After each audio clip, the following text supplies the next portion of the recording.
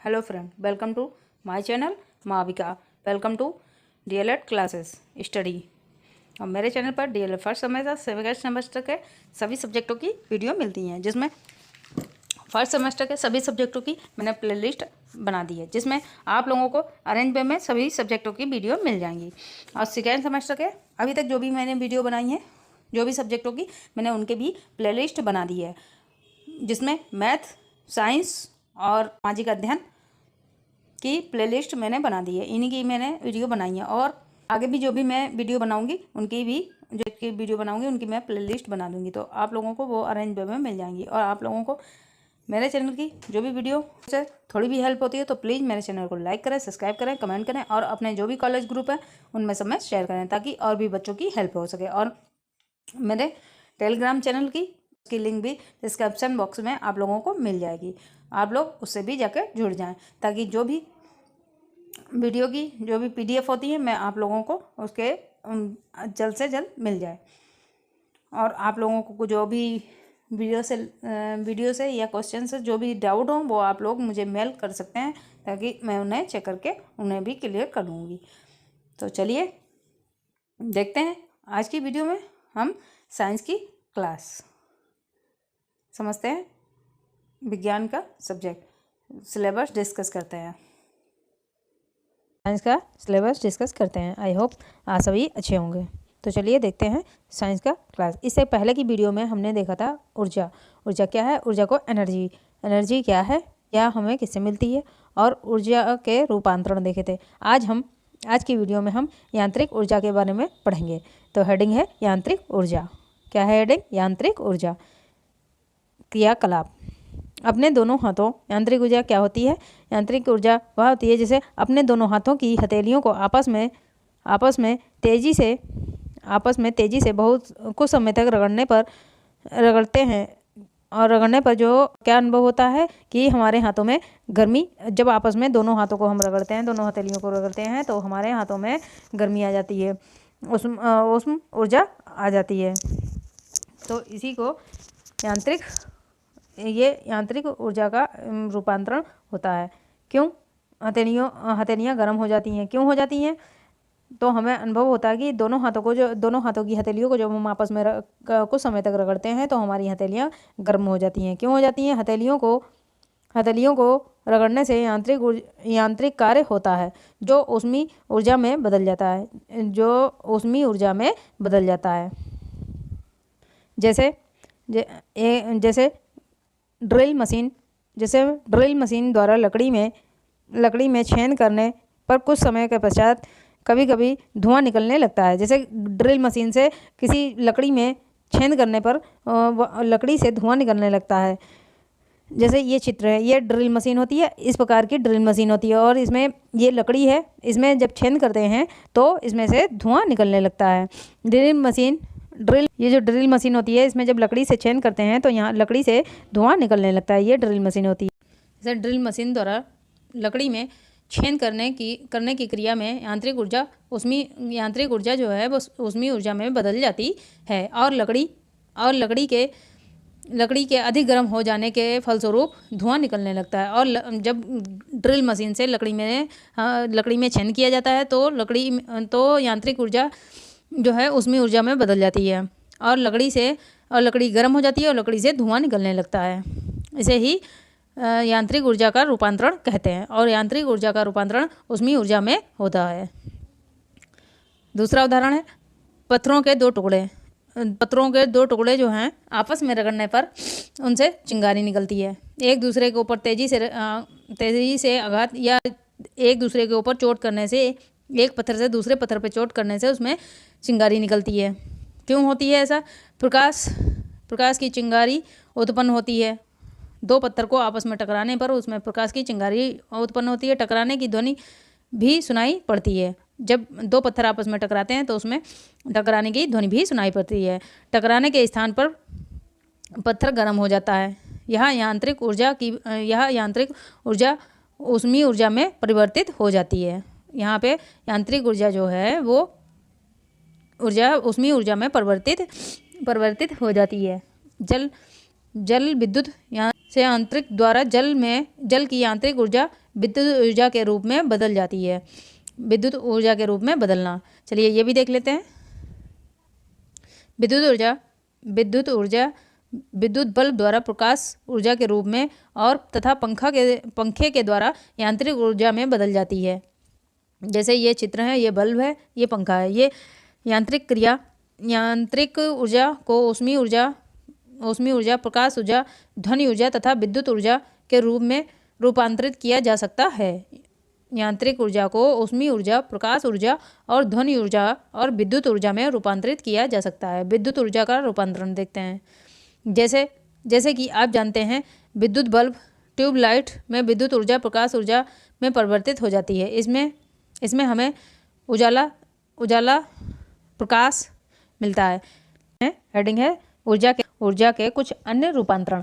जैसे फर्स्ट है पटाखों को छुड़ाने में रासायनिक ऊर्जा। जब हम दिवाली पे पटाखे छुड़ाते हैं तो उसमें एक अलग प्रकाश होता है, एक रासायनिक, और बहुत से ऐसे पटाखे होते हैं जिसमें स्मेल आती है, तो उसमें वो रसायन की, उसमें जो केमिकल पड़ते हैं, रासायनिक पदार्थ पड़ते हैं, उनकी वजह से आती है। तो उसमें रासायनिक ऊर्जा प्रकाश एवं ध्वनि ऊर्जा के रूप में बदल जाती है। प्रकाश और जो रासायनिक ऊर्जा होती है वह प्रकाश और ध्वनि के रूप में बदल जाती है। जब पटाखे हम दगाते हैं तो उसमें बहुत तेज से आवाज़ होती है। सेकेंड है भाप इंजन एवं डीजल के दहन में क्रिया द्वारा ऊष्मीय ऊर्जा यांत्रिक ऊर्जा में रूपांतरित हो जाती है। जो भाप इंजन एवं डीजल के दहन में क्रिया द्वारा ऊष्मीय ऊर्जा यांत्रिक ऊर्जा में रूपांतरित हो जाती है। थर्ड है जलती हुई मोमबत्ती में रासायनिक ऊर्जा ऊष्मीय ऊर्जा व प्रकाश ऊर्जा में रूपांतरित हो जाती है। ये मैं आप लोगों को इससे पहले की वीडियो में समझा चुकी हूँ, लेकिन फिर एक बार और आप देख लीजिए। जब किसी माइक्रोफोन के सामने बोलते हैं तो ध्वनि ऊर्जा विद्युत ऊर्जा के रूप में बदल जाती है। लाउड स्पीकर ध्वनि। 5 है फोटोग्राफिक प्लेट में प्रकाश रासायनिक ऊर्जा के रूप में हो जाती है। रूपांतरण रासायनिक ऊर्जा में रूपांतरित हो जाती है। 6 है पौधों में प्रकाश संश्लेषण क्रिया द्वारा प्रकाश ऊर्जा रासायनिक ऊर्जा में रूपांतरित हो जाती है। 7 है photo electronic cell solar cell द्वारा प्रकाश ऊर्जा विद्युत ऊर्जा के रूप में रूपांतरित हो जाती है। 8 है साइकिल चलाने में पैसिव ऊर्जा यांत्रिक ऊर्जा के रूप में बदल जाती है। जब हम साइकिल चलाते हैं, साइकिल चलाई जाती है तो उसमें पैसिव ऊर्जा लगती है, जो यांत्रिक ऊर्जा के रूप में बदल जाती है। अब देखते हैं हेडिंग है ऊर्जा का हर्ष क्या है। देखते हैं, जब एक प्रकार की ऊर्जा का किसी अन्य रूप में रूपांतरण होता है तब ऊर्जा का कुछ भाग ऐसे रूप में बदल जाता है जिसका उस स्थान पर कोई लाभ नहीं होता है। उदाहरण जैसे विद्युत बल्ब में संपूर्ण विद्युत ऊर्जा प्रकाश ऊर्जा के रूप में नहीं बदलती है, परंतु कुछ भाग ऊष्मीय ऊर्जा के रूप में बदल जाता है। इस प्रकार यांत्रिक ऊर्जा के रूपांतरण में घर्षण के कारण कुछ भाग ऊष्मीय ऊर्जा, ध्वनि ऊर्जा एवं प्रकाश ऊर्जा के रूप में बदल जाता है, जिसका उस समय कोई उपयोग नहीं होता है, परंतु मशीन गर्म होकर खराब हो जाती है। जिनका उस समय कोई उपयोग नहीं होता है, परंतु मशीन खराब हो जाती है, उस समय ऊर्जा का उपयोग ना होना ही ऊर्जा का हर्ष कहलाता है। मशीनों में ऊर्जा का व्यय कहलाता है। मशीनों में ऊर्जा के व्यय द्वारा होने वाली खराबियों से बचाव हेतु मशीन में नियमित रूप से स्नेहक अथवा ग्रीस लगाते रहना चाहिए। ये आप लोग एक नोट है, लिख लीजिए। ऊर्जा अविनाशी है। ऊर्जा नष्ट नहीं होती है बल्कि विभिन्न रूपों में बदल जाती है। ऊर्जा अविनाशी है। ऊर्जा नष्ट नहीं होती है बल्कि वह अनेक भिन्न रूपों में बदल जाती है। अब हेडिंग डालते हैं ऊर्जा के सीमित व असीमित स्रोत। मानव की मानव की विभिन्न आवश्यकताओं जैसे मकान, कपड़ा, भोजन, रेल, सड़क, जल, वायु, परिवहन, संचार, सूचना और प्रसारण द्वारा अन्य मानव साधनों के निर्माण एवं उन्हें कार्यकारी बनाने के लिए ऊर्जा की आवश्यकता होती है। ऊर्जा की आवश्यकता की पूर्ति इन स्रोतों से होती है। पहला है फर्स्ट है सूर्य।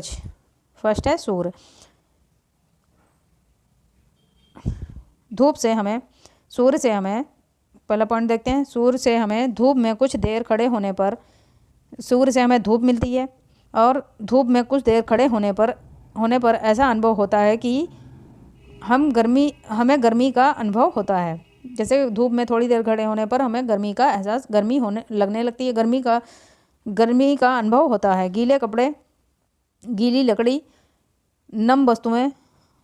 नम वस्तुओं को धूप में रखें तो वह सूख जाती हैं, सभी वस्तुएं सूख जाती हैं। अतः स्पष्ट है कि सूर्य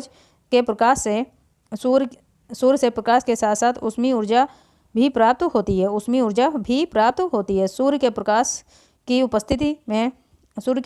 उपस्थिति में प्रकाश संश्लेषण की क्रिया द्वारा पेड़ पौधे अपना भोजन बनाते हैं। हवाओं का चलना या वर्षा का होना सौर ऊर्जा के कारण संभव है। अतः सौर ऊर्जा सजीवों के जीवन के लिए अनिवार्य महत्वपूर्ण आवश्यकता है। अति आवश्यक महत्वपूर्ण इकाई है या अनिवार्य आवश्यकता है। सेकेंड है ईंधन।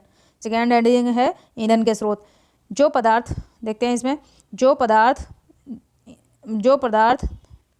दहन की क्रिया, जलाने की क्रिया के द्वारा प्रदान करते हैं, जलाने की क्रिया के द्वारा ऊर्जा प्रदान करते हैं, ईंधन कहलाते हैं। जलाने की क्रिया द्वारा ईंधन ऊष्मा एवं प्रकाश उत्पन्न करते हैं। लकड़ी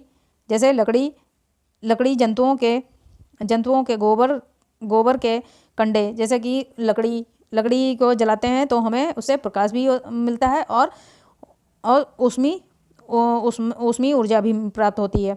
और जैसे गाय के गोबर से, भैंस के गोबर से जो कंडे बनते हैं, उपले बनते हैं, उनसे भी वे भी जलाते हैं तो उनसे भी हमें प्रकाश मिलता है और ऊष्मीय ऊर्जा मिलती है। और कोयला, मिट्टी का तेल, पेट्रोल, डीजल, द्रव्य पेट्रोलियम गैस, बायोगैस आदि ईंधन के उदाहरण हैं।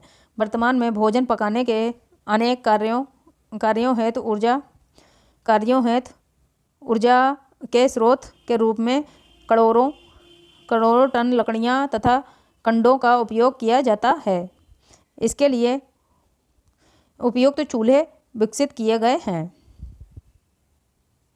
जैसे कि आप लोग देख सकते हैं ये चित्र में, ये इस टाइप से चूल्हे, पहले गांव में इस टाइप से इन्हें चूल्हे कहते हैं। ये इन पे खाना बनाया जाता था। ये भट्टी टाइप से होते थे। इसमें जैसे भट्टी तरह से होते थे। इसमें इधर से लकड़ी लगाई जाती थी, सूखी की लकड़ियाँ लगाई जाती थी, लकड़ी और कंडे, और उनमें दोनों इसमें दो चूल्हे, जैसे गैस होती है, उसी प्रकार से ये मिट्टी के चूल्हे बनाए जाते हैं। गांव में आज भी गांव में कई जगह पे ऐसे मिल जाते हैं, लेकिन लगभग अब ये चूल्हे ख़त्म हो चुके हैं। लगभग बहुत ही कम जगह पे ये देखने को मिलता है, क्योंकि अब हर घर में गैस चूल्हे हो गए हैं। लेकिन पहले ये गांव में ज़्यादातर ये गांव में मिला करते थे, गांव में हर घर में होते थे। विद्युत ऊर्जा के बारे में हमने जान लिया था, विद्युत ऊर्जा क्या है। और दो तीन दिन से मौसम इतना ख़राब चल रहा है, बारिश हो रही है, जिस वजह से मैं ऑनलाइन लाइव क्लास नहीं ले पा रही हूँ, तो मैं ऑफलाइन ही पढ़ा रही हूँ। अपलोड करती रहूँगी वीडियो अपने चैनल पे। तो विद्युत ऊर्जा के बारे में हमने पढ़ लिया था। अब देखते हैं बायोगैस। देखते हैं, हेडिंग है बायोगैस, के बारे में जान लेते हैं। ये नोट है विद्युत ऊर्जा के लिए, आप लोग लिख लीजिएगा। छोटा सा एक दैनिक जीवन क्या है। दैनिक जीवन में विभिन्न आवश्यकताओं, क्रियाकलापों में ऊर्जा की पूर्ति करने का प्रमुख स्रोत विद्युत ऊर्जा है। अब देखते हैं बायोगैस। अब बायोगैस के बाद लिए जान लेते हैं थोड़ा। जीव जंतु में के अवशेषों पदार्थों मल मूत्र गोबर कूड़ा करकट में रासायनिक ऊर्जा संचित होती है। गोबर को सुखाकर उसे जलाने से मुख्यतः ऊष्मा के रूप में ऊर्जा उत्पन्न होती है तथा धुआं भी अधिक मात्रा में उत्पन्न होता है जिससे वायुमंडल में प्रदूषण भी बढ़ता है। जिससे वायु प्रदूषण में जब धुआं जो कंडे वगैरह हम जलाते हैं उसमें हमें ऊष्मीय ऊर्जा तो प्राप्त होती है, लेकिन उसमें धुआं भी अधिक मात्रा में उत्पन्न होता है, जिससे वायुमंडल में प्रदूषण फैलता है, प्रदूषण बढ़ जाता है। वायुमंडल में प्रदूषण भी बढ़ जाता है। अतः कंडों का उपयोग यथासंभव कम ही किया जाना चाहिए। गोबर से ऊर्जा प्राप्त करने का दूसरा साधन गोबर गैस है। गोबर गैस प्लांट से उत्पन्न गैस बायोगैस कहलाती है। बायोगैस जो है वो गोबर गैस से बनती है। गोबर गैस एक गड्ढे में जो है गोबर को घोल के उसे बायोगैस उत्पन्न की जाती है, जो कि भोजन पकाने, सड़क के किनारे व घरों में प्रकाश उत्पन्न करने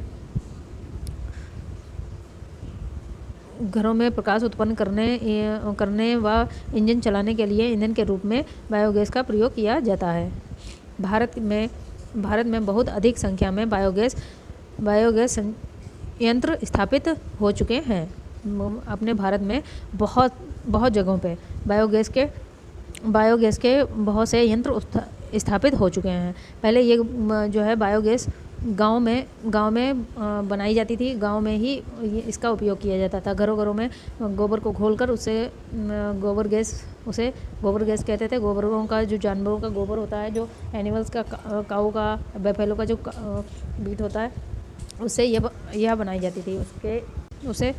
इससे खाना पकाया जाता था और घरों में बिजली जो घरों में प्रकाश उत्पन्न करने के व इंजन चलाने के में काम आती थी, ये बायोगैस।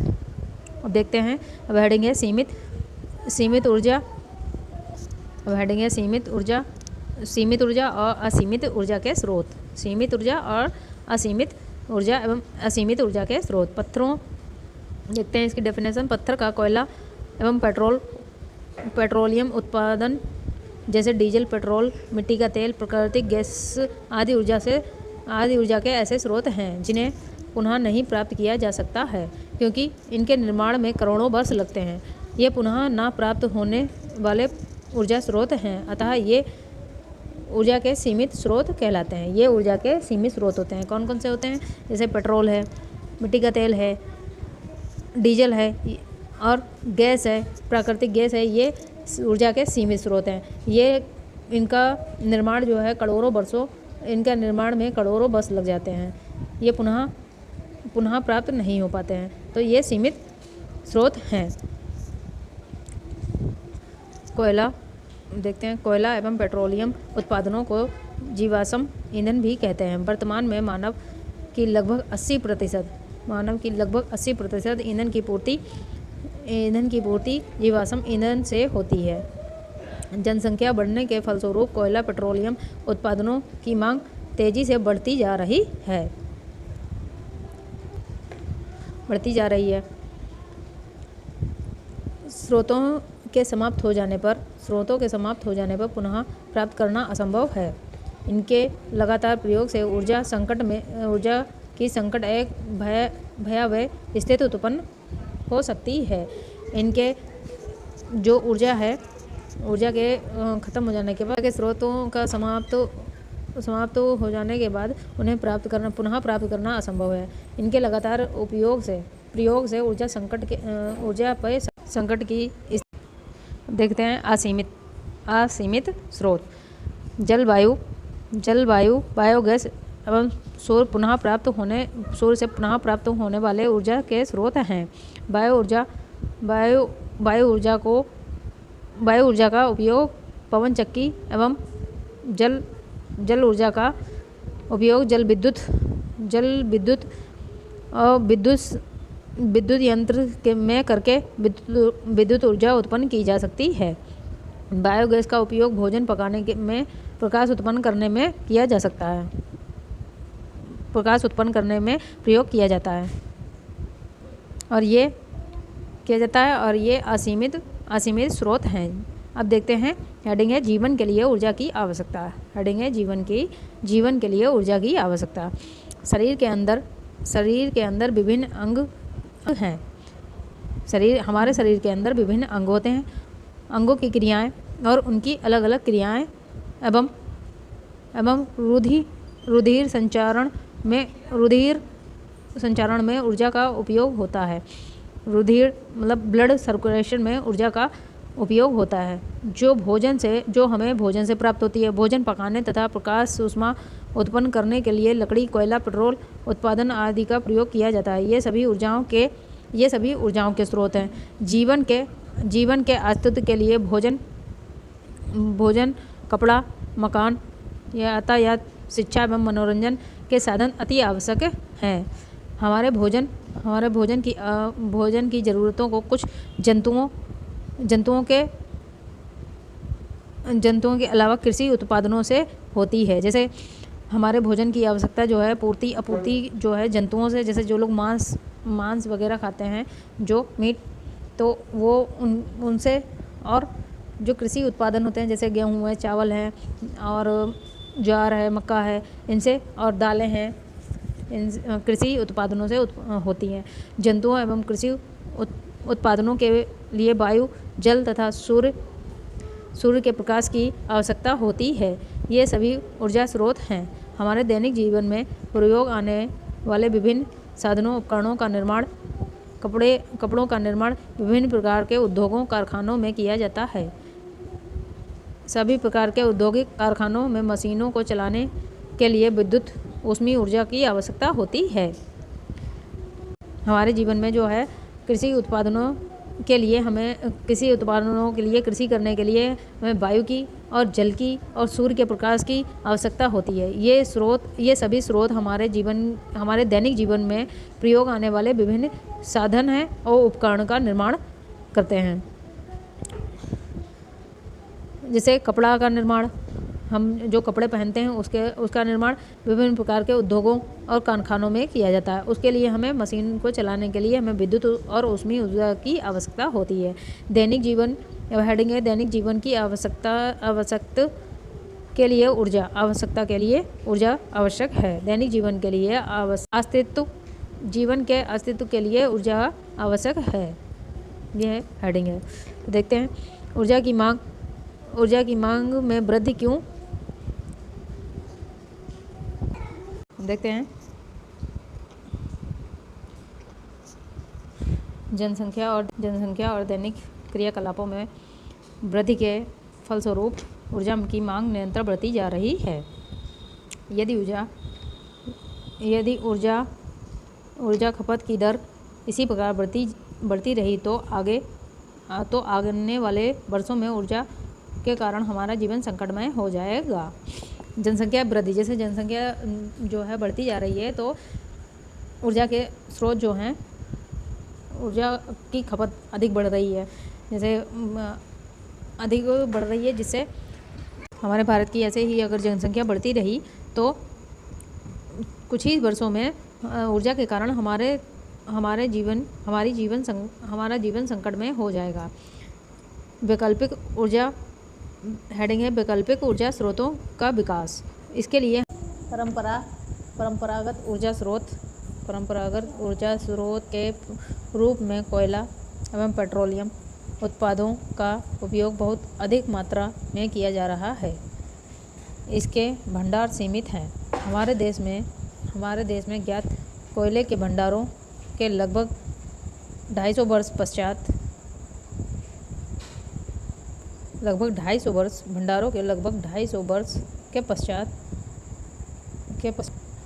वर्षों के पश्चात समाप्त होने की संभावना है। पुनः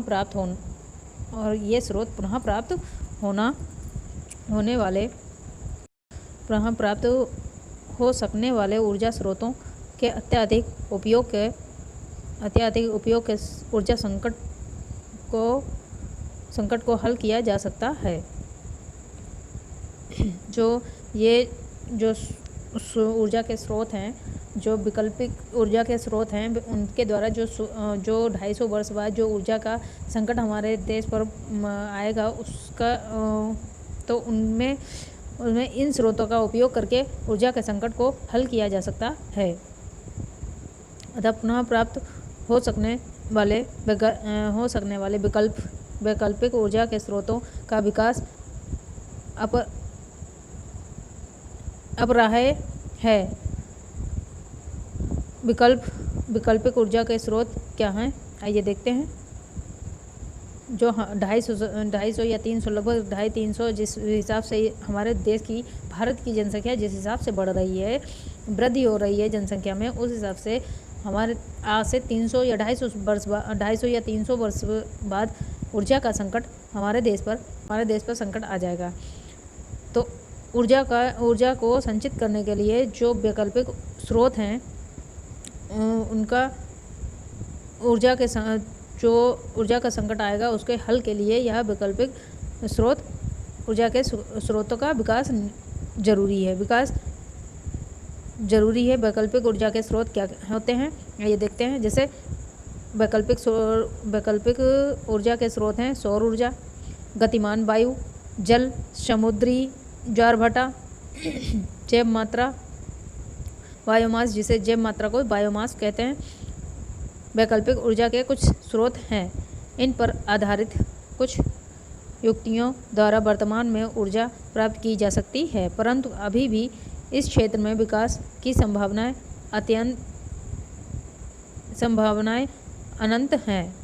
वैकल्पिक ऊर्जा प्राप्त करने के लिए निम्नलिखित युक्तियां हैं। पहली है, फर्स्ट है हेडिंग सोलर कुकर। आइए देखते हैं। फर्स्ट है सोलर कुकर क्या है, आइए जानते हैं। सोलर कुकर द्वारा सौर ऊर्जा को उष्मा के रूप में एकत्रित करके इससे भोजन पकाने में प्रयोग किया जाता है। इसका चित्र ये है। जैसे ये सोलर कुकर होता है और इसका ये ढक्कन है, इस पर ये सोलर कुकर भी ये है, इसमें ये चौकोर ढक्कन होता है। लकड़ी का नीचे एक बक्सा बना हुआ होता है।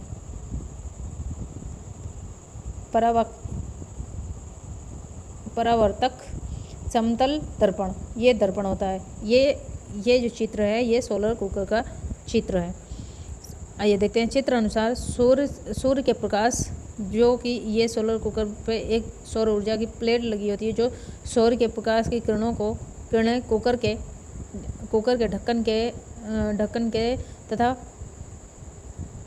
परावर्तक पर पड़ती हैं। कांच के ढक्कन पर तथा परावर्तक से परिवर्तित होकर आने वाली प्रकाश किरणें बॉक्स में रखे बर्तन C2 तथा उसकी भीतरी दीवारों पर पड़ती है।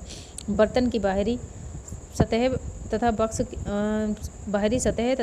बॉक्स की दीवारें व तली सभी काले रंग की होती हैं, जिससे सूर्य की किरणों की ऊर्जा को अवशोषित कर लिया जाता है। इस बॉक्स की जो सारी दीवारें होती हैं वो काले रंग की होती हैं, जिससे वे सूर्य की जो किरणें उस पर पड़ती हैं उनसे वे ऊर्जा को अवशोषित कर लेती हैं। परिणाम स्वरूप बॉक्स के अंदर का तापमान बढ़ जाता है। 2-3 घंटों में इसके अंदर रखा खाना पक जाता है। सोलर कुकर की सहायता से चपाती, रोटियां और फ्राई करने के अतिरिक्त सभी प्रकार के भोजन पकाए जा सकते हैं। जैसे इस सोलर कुकर में जो है रोटियां नहीं बन सकती हैं और कोई भी चीज़ हम फ्राई नहीं कर सकते हैं, लेकिन बाकी चावल है, दाल है और जो भी ये जो उबालने वाला या पकाने वाला खाना होता है वो हम बना सकते हैं। वो हम इसमें आसानी से सूर्य की ऊर्जा से बना सकते हैं, पका सकते हैं। अब सेकेंड है सौर सेल, जिसे कहते हैं सोलर सेल। इसे सोलर सेल कहते हैं, जो सौर ऊर्जा वाली प्लेट जिसे सौर ऊर्जा प्लेट कहा जाता है। सौर सेल वह युक्ति है जिससे सूर्य की ऊर्जा को विद्युत ऊर्जा में बदला जा सकता है। सौर सेल बनाने में सिलिकॉन का प्रयोग करते हैं। एक सोलर सेल लगभग 0.5 वाट का विभवांतर 0.5 वाट से तथा 0.6 एम्पियर की विद्युत धारा उत्पन्न करता है। अधिक विद्युत धारा प्राप्त करने के लिए अधिक संख्या में सोलर सेलों को जोड़ा जाता है, जिसे सोलर पैनल कहते हैं। जैसे बड़े बड़े उद्योगों में और बड़े बड़े घरों में जो है सोलर पैनल लगे हुए होते हैं। इसका एक पूरा प्लांट होता है जिसमें कई सारी सोलर प्लेटें जुड़ी हुई होती हैं, उसे सोलर पैनल कहते हैं। सोलर पैनल के द्वारा प्रकाश का ऊर्जा का विद्युत ऊर्जा में परिवर्तन किया जाता है। सोलर पैनल के द्वारा जो सूर्य से ऊर्जा प्राप्त होती है उससे जो है विद्युत ऊर्जा में सूर्य से जो ऊर्जा प्राप्त होती है उसे विद्युत ऊर्जा में परिवर्तित किया जाता है। प्रायः सोलर पैनल द्वारा उत्पादित विद्युत का प्रयोग बैटरी को चार्ज करने के लिए किया जाता है। बैटरी से आवश्यकता अनुसार विद्युत का प्रयोग बल्ब जलाने एवं रेडियो, टीवी तथा जल पंप, मोटर, पानी भरने का मोटर आदि चलाने में किया जाता है। एसी है, इसे जो है इस सोलर पैनल से घर में बल्ब, पंखे, टीवी, फ्रिज, कूलर और एसी तक चल जाती है।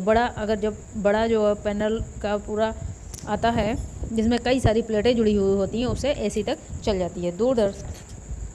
दूरस्थ ग्रामीण क्षेत्रों में यह विद्युत उपलब्ध नहीं होती है। दूर क्षेत्रों में, ग्रामीणों में आज भी गाँव में कई ऐसे गाँव हैं जिसमें लाइट की, इलेक्ट्रिसिटी की कोई सुविधा नहीं है। सोलर पैनल का उपयोग विशेष रूप से किया जा सकता है। वहाँ पे जो है सोलर पैनलों का उपयोग किया जाता है। एक कांच के बॉक्स के अंदर तांबे की ट्यूब लगा दी जाती है, जैसे ये चित्र है, इसमें लगा दी जाती है। इसकी बाहरी सतह को काला कर दिया जाता है जिससे ऊर्जा का अधिक से अधिक अवशोषण हो सके। सूर्य का प्रकाश इसी ट्यूब पर पड़ता है। इस ट्यूब के सिरे से ठंडा जल प्रवेश करता है तथा दूसरे सिरे से गर्म जल निकलता है। इसका उपयोग अस्पतालों और होटलों में किया जाता है। जैसे एक राड होती है, ये रिंग टाइप से एक ये राड होती है। इसका ये जो पाइप जहाँ पे ठंडा पानी होता है, ठंडा जल भरा जाता है, वहाँ पे ये काला एकदम इसका मुख जो है वो काला कर दिया जाता है और यहाँ से सूर्य का प्रकाश इस पर पड़ता है जिसे ये सूर्य के किरणों से ऊर्जा अवशोषित कर लेती है और इस पानी को गर्म कर देती है। ये राड इस पानी को गर्म कर देती है और यहाँ पे ये पानी गर्म हो जाता है। यहाँ पे ये पानी, यहाँ से ठंडा पानी डाला जाता है और यहाँ पे गर्म होकर इस तरीके से यहाँ पे पानी गर्म निकलता है, जिसे सौर जल उष्मक कहते हैं। ये इसका चित्र है। ये चित्र आप लोग एक बार देख लीजिए, इसका हो सकता है आप लोगों को पेपर में बनाने को आ जाए। तो चलिए, ये ऐसी सुविधा कहाँ होती है? ये होटलों में और अस्पतालों में इसकी ये राड की सुविधा होती है। अन्य डिजाइन के सौर उष्मक भी विकसित किए गए हैं। ऐसे ही एक सौर उष्मक द्वारा अनाजों, फलों, सब्जियों को भी सुखाया जाता है। उसमें वायु के गतिशील होने पर गतिज ऊर्जा को पवन ऊर्जा कहते हैं।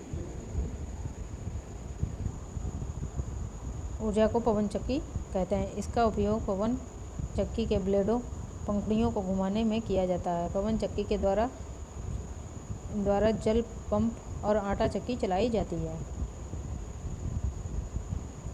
ये इसका पवन चक्की का ये चित्र है। ये जैसे यहाँ पे होता है, ये हवा के द्वारा ये पंखुड़ियाँ घूमती हैं और इससे जो है यहाँ पे ये लगा होता है, दानेदार पहिया लगा होता है, इसमें अनाज डाला जाता है तो ये आटे चक्की होती है। यहाँ पे ये पत्थर लगे होते हैं और इससे ये पेयजल होता है। ये पवन चक्की से पेयजल चलाया जाता है। कुछ अपने देशों के तमिलनाडु प्रदेश में जैविक पदार्थ जैव मात्रा ऊर्जा के स्रोत हैं। जीव जंतुओं के मलमूत्र, गोबर गोबर कचरा कृषि उत्पादनों के अपशिष्ट आदि को जैव मात्रक कहते हैं। जैसे गाय का गोबर होता है और कूड़ा और कचरा जो भी होता है, कृषि के उत्पादक अपशिष्ट जो कृषि उत्पादन की जाती है उसके जो अवशिष्ट रह जाते हैं फसल काटने के बाद, जो भी उसके अवशेष रह जाते हैं वे जैविक मात्रक कहलाते हैं। इनका विशेष प्रकार के यंत्र में विघटन कर ऊर्जा के एक स्रोत बायोगैस का उत्पन्न किया जाता है। गोबर में संचित रासायनिक ऊर्जा को बायोगैस में बदलने का कार्य गोबर गैस प्लांट से किया जाता है। इसमें चित्र के अनुसार मिक्सिंग कैंट के गोबर को जल में मिलाकर पाचक कैंट में डाला जाता है। इससे मीथेन और कार्बन डाइऑक्साइड के मिश्रण युक्त गैस उत्पन्न होती है। इस गैस को गोबर गैस या बायोगैस कहते हैं। इसके अतिरिक्त इसमें हाइड्रोजन सल्फाइड H2S तथा हाइड्रोजन H2 गैस में भी अल्प मात्रा में बनती है। गैस प्लांट के विशेष अपशिष्ट पदार्थ खाद के रूप में प्रयोग किए जाते हैं। ये गोबर गैस का चित्र है। इसमें यहाँ पे ये गोबर मिला के डाला जाता है, जिसमें यहाँ से ये और इसका ये ढक्कन होता है, इसमें यहाँ से गोबर गैस निकलती है। यहाँ पे ये गोबर मिला के पानी में मिला के भर दिया जाता है। अब देखते हैं हेडिंग है नाभिकीय ऊर्जा और नाभिकीय ऊर्जा के स्रोत। देखते हैं आप नाभिकीय ऊर्जा और नाभिकीय ऊर्जा के स्रोत। किसी परमाणु को द्रव्यमान उसके संघन नाभिकी में होता है। इसी से परमाणु की अधिकांश ऊर्जा भी होती है।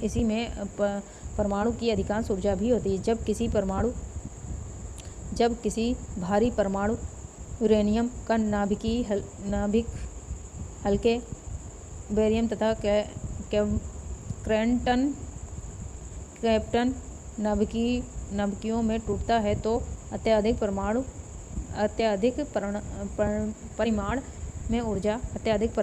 परिमाण में ऊर्जा युक्त होती है।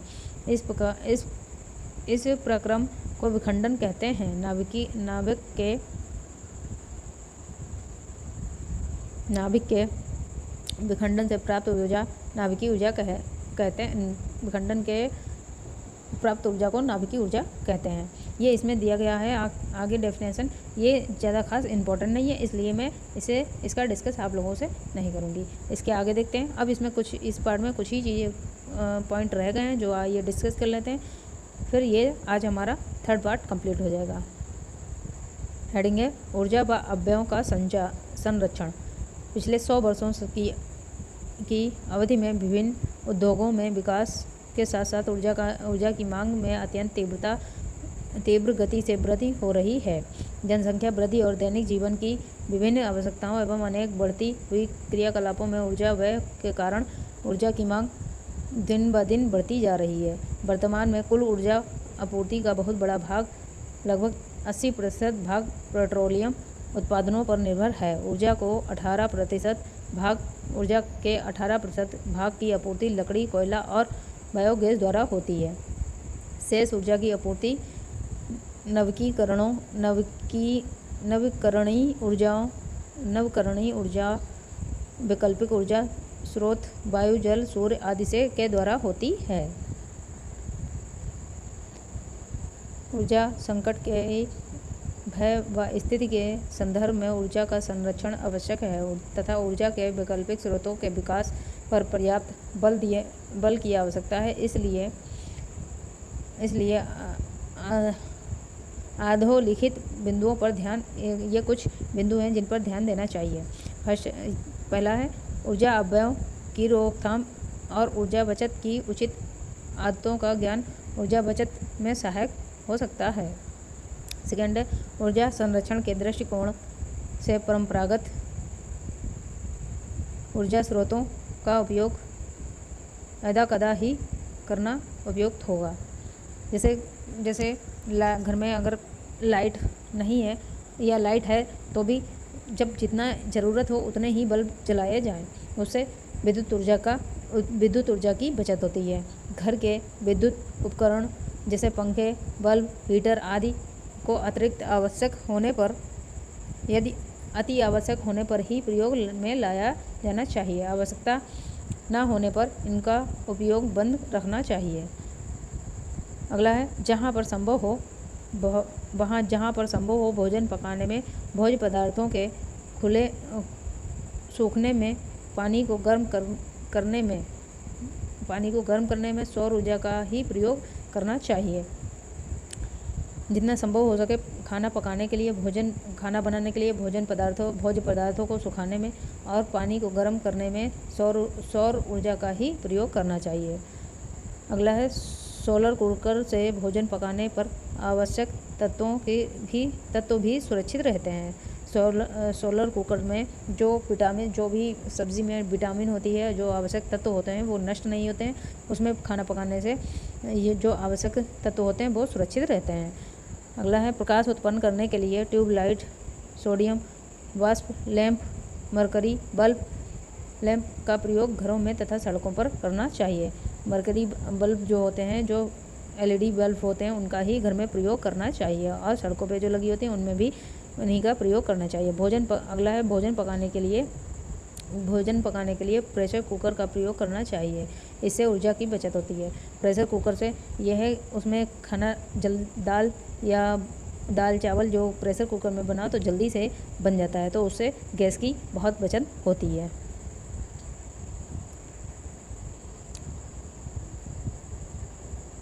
दालों के पकाने का समय घटाने के लिए पकाने के पहले दोनों को पानी में भिगो देना चाहिए। दालों को पकाने से पहले दालों को पानी में भिगो देना चाहिए। अगला है खाना पकाने में मिट्टी के तेल का प्रयोग करते समय अच्छे किस्म के स्टोव का प्रयोग करना चाहिए। आसपास के स्थानों के आने जाने के लिए पेट्रोल डीजल के वाहन का प्रयोग नहीं करना चाहिए। अगला है व्यक्तिगत वाहनों के उपयोग से स्थान पर यात्रा रेलगाड़ी, बस जैसी सार्वजनिक वाहनों से करनी चाहिए। ऐसा करने से ईंधन की बचत होगी। चलिए कुछ पॉइंट थे जो मैंने आप लोगों से डिस्कस किए हैं। आप लोगों को मेरे चैनल की वीडियो से थोड़ी भी हेल्प होती तो प्लीज़ मेरे चैनल को लाइक करें, सब्सक्राइब करें, कमेंट करें और शेयर करें अपने कॉलेज ग्रुप में। तो चलिए आज मेरा 3rd चैप्टर कंप्लीट हो गया है। इसके आगे हम कल नया चैप्टर देखेंगे। तो चलिए bye, take care, bye bye.